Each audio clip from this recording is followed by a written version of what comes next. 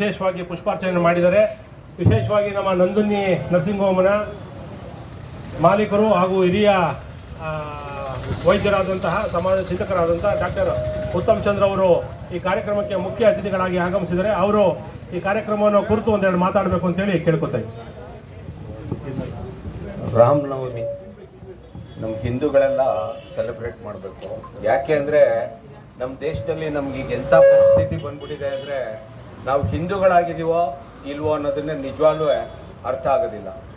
ಯಾವುದೇ ಒಂದು ದೇವಸ್ಥಾನಕ್ಕೆ ಹೋಗಿ ಮುಜರಾಯಿ ಇಲಾಖೆ ಮತ್ತು ಏನೇ ಮಾಡಿ ಹಿಂದೂಗಳು ಯಾವುದೋ ಒಂದು ಫಂಕ್ಷನ್ ಮಾಡ್ಬೇಕಾದ್ರೆ ಪರ್ಮಿಷನ್ ತೊಗೋಬೇಕು.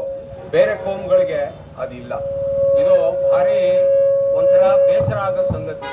ನಮ್ಮ ದೇಶದಲ್ಲಿ ನಮ್ಮ ಹಬ್ಬಗಳನ್ನು ಆಚರಿಸೋದಕ್ಕೆ ನಮಗೆ ಒಂದು ಅವಕಾಶ ಇಲ್ವಲ್ಲ.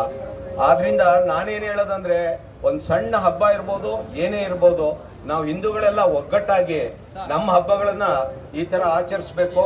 ಮತ್ತೆ ಈ ರೀತಿ ಎಲ್ಲರೂ ಸೇರಿ ಒಂದು ಸಂಭ್ರಮದಿಂದ ಆಚರಿಸ್ತಾ ಇರೋದು ನನಗೆ ತುಂಬ ಸಂತೋಷ ಆಗಿದೆ. ನಾನು ವೆಂಕಟೇಶ್ರವ್ರಿಗೂ ಹಾಗೂ ಗುರುಪ್ರಸಾದ್ರವ್ರಿಗೂ ಮತ್ತು ತಾವೆಲ್ಲ ಸೇರಿರೋರ್ಗೂ ಧನ್ಯವಾದಗಳನ್ನ ಅರ್ಪಿಸ್ತಾ ಇದ್ದೀನಿ. ರಾಮಲಿಂಗೇಗೌಡರಿಗೂ ನಾನು ಧನ್ಯವಾದಗಳನ್ನ ಅರ್ಪಿಸ್ತಾ ಇದ್ದೀನಿ.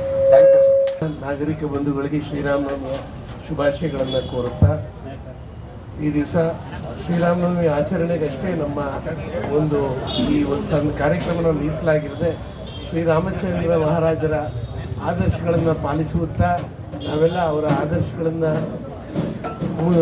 ಅನುಸರಿಸುತ್ತಾ ನಾವು ಮುಂದೆ ಹೋಗಬೇಕು. ಭವ್ಯ ಭಾರತದ ನಿರ್ಮಾಣಕ್ಕೆ ನಾವೆಲ್ಲ ಸಹಕಾರಿಯಾಗಿ ನಿಲ್ಲಬೇಕು ಅಂತ ಹೇಳಿ ಈ ಎರಡು ಮಾತನ್ನ ಮುಗಿಸ್ತೀವಿ. ನಮ್ಮ ಹಬ್ಬನ ನಾವು ಆಚರಣೆ ಮಾಡೋದು ದೊಡ್ಡ ಕಷ್ಟ ಆಗಿದೆ. ಇವ ನಮ್ಮವ ಅನ್ನೋ ರೀತಿಯಲ್ಲಿ ನಾವೆಲ್ಲರಿಗಳಾಗಬೇಕು, ಧರ್ಮವಾಗಿ ನಡಿಬೇಕು. ದಯವೇ ಧರ್ಮದ ಮೂಲವಯ್ಯ ಅಂತ. ಧರ್ಮದ ಮೂಲ ಯಾವ್ದಪ್ಪ ಅಂತ ಹೇಳಿದ್ರೆ ಇದೇ ರೀತಿ ನಾವೆಲ್ಲ ಇನ್ನೂ ಹೆಚ್ಚು ಕಾರ್ಯಕ್ರಮಗಳಲ್ಲಿ ಭಾಗವಹಿಸಿ ನಾವೆಲ್ಲರ ಸಹಕಾರದಿಂದ ಮುಂದಿನ ದಿವಸಗಳಲ್ಲಿ ಹೆಚ್ಚು ಕಾರ್ಯಕ್ರಮವನ್ನು ಮಾಡೋಣ.